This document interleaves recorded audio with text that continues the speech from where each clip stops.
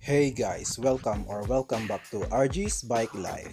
Sa videong ito ay ipapakita ko kung paano mag-customize ng bike frame at para may idea kayo kung sakaling gusto nyo itong i-apply sa inyong bike. Ito yung before and after. Ulitin ko, ito yung before and after. Kaya umpisahan na natin. Let's go! Mag-start sa pag-aalis ng pintura. Itong pinapahid ko ay paint remover. At para hindi nyo natanungin sa comment section kung anong brand, ang brand po nito ay Stripsul. Baka naman. Siya nga pala guys, gumamit kayo ng hand gloves. Kasi mahapde o makati sa balat itong paint remover. Pero ako hindi na gumamit ng hand gloves kasi sanay na ako masaktan. Ito naman ang itsura after 3 to 5 minutes. At pwede nang kaskasin gamit ang paint scraper or kutsilyo kung wala kayong pang-scrape.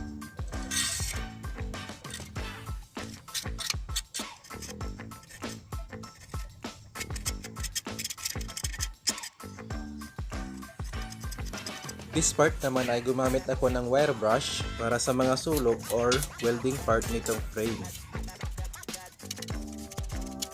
At syempre, hindi yan makukuha sa isang pahidan lang ng paint remover. Gaya nito, may naiwan kaya pahiran ulit.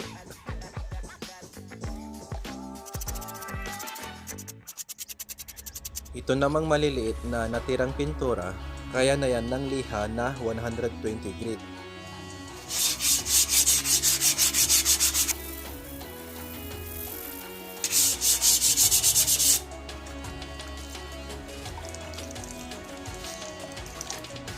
After maliha lahat ng maliliit na pintura, ay pwede na itong sabunin ng maigi at i-brush ang mga sulok at butas para siguradong maalis ang mga nakakapit pang dumi, lalo na ang paint remover.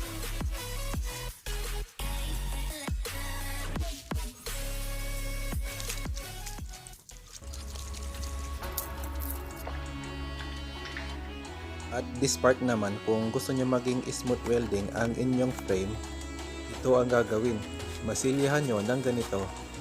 Manipis lang yan, lalo na pag nalihan na. Ganito ang ginagawa nila sa factory kasi wala naman talagang smooth welding sa aluminum. Kundi tinatapalan lang nila ng masilya para magmukhang malinis ang welding. Pero syempre masilyahan na rin ang mga malalalim na gasgas.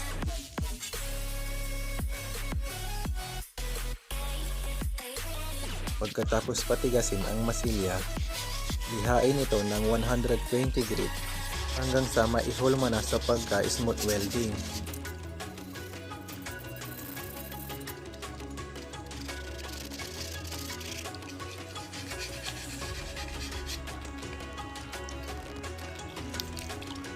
So ayan, ganyan ang kalalabasan kapag tapos ng niliha.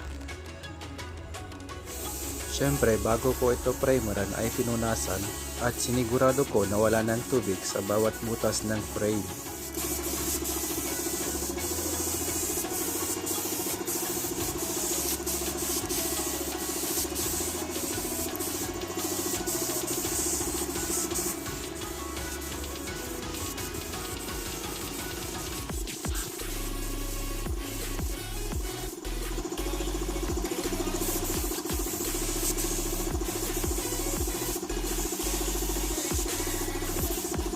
At dahil fluorescent yellow ang aking naisip na ipipintura, para ma-achieve ang ganitong kulay ay magpondo muna ng white paint.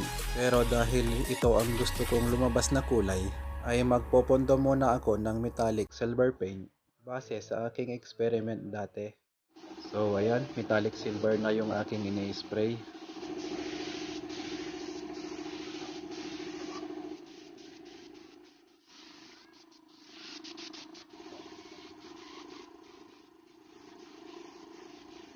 Dahil first coating pa lang ng silver na pondo, pinatuyo ko muna ng ilang minuto bago ko ito nilihan ng 1000.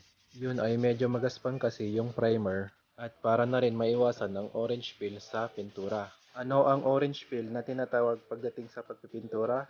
Ang orange peel na tinatawag ay ganito. Kapag nag-finishing ka na or tapos ka na mag-clear coat, ay parang balat ng orange kapag natapos. So guys, ito yung sound na magaspang versus makinis.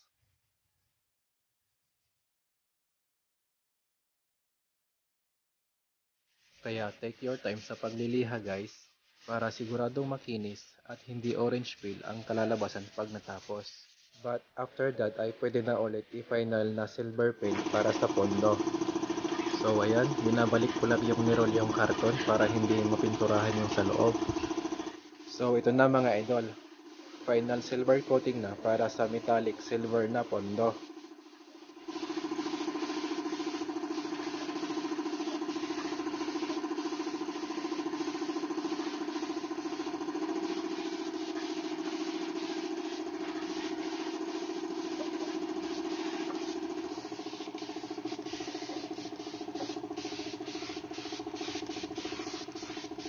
Pagkalipas ng 10 minuto, ay pinasundan ko na agad ito ng fluorescent yellow na spray paint.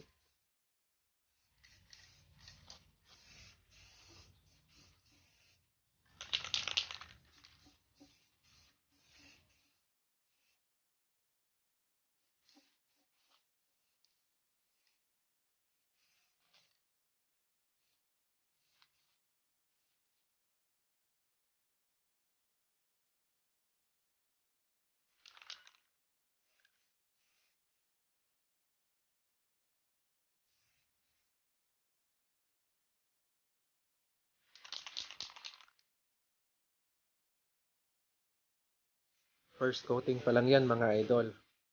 At heto naman yung na second coating na. At ito, ilalagay ko na tong decals o sticker na butas sa gitna na pang stencil lang. So ayan, hindi ko na pinakita kung paano ilagay kasi alam ko na alam nyo rin ang maglagay ng sticker. Tapos ay sprayhan ng black paint. Pero bago ako mag-spray ng black, ay nilagyan ko muna ng dyaryo na may tape sa gilid ng decals para hindi ma-sprayhan ng black ang ibang bahagi ng frame.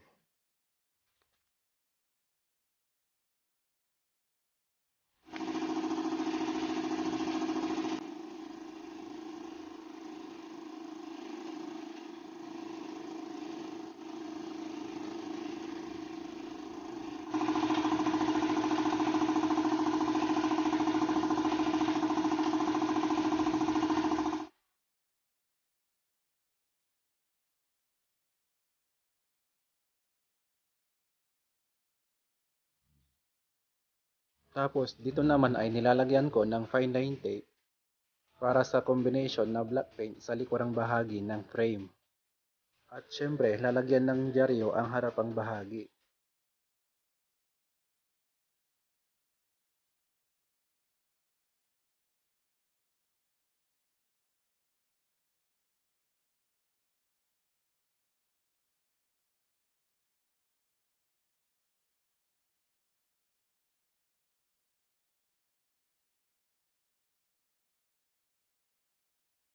At syempre, lalagyan ng dyaryo ang harapang bahagi.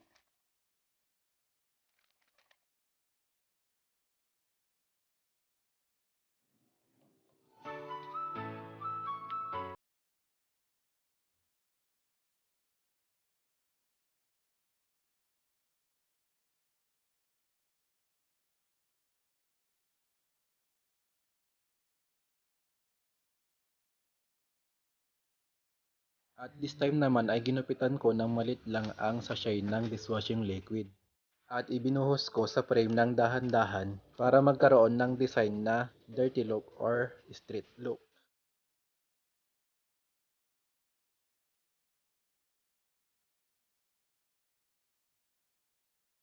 Pagkatapos ay inisprehan ko na agad ng black paint para hindi na kumalat ang dishwashing liquid.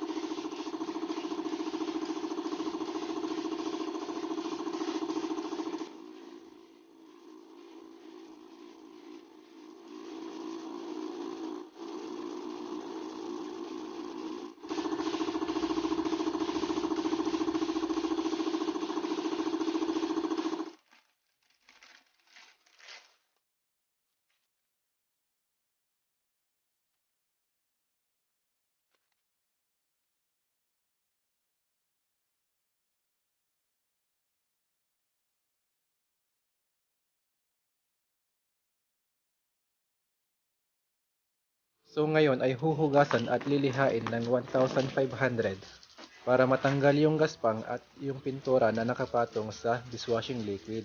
At syempre para yung dishwashing liquid ay ma-wash away na rin.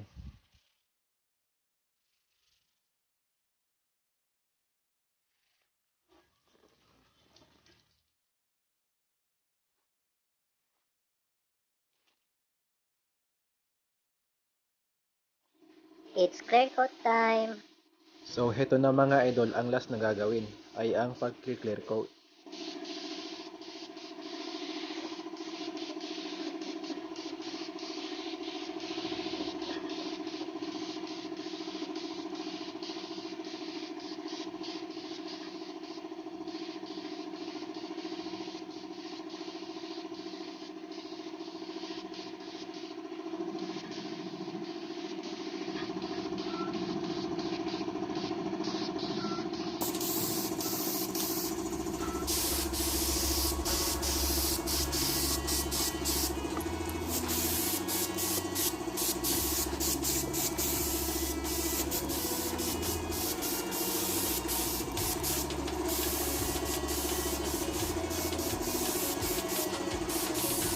So bali 3 patong ng clear coat ang in-spray ko guys.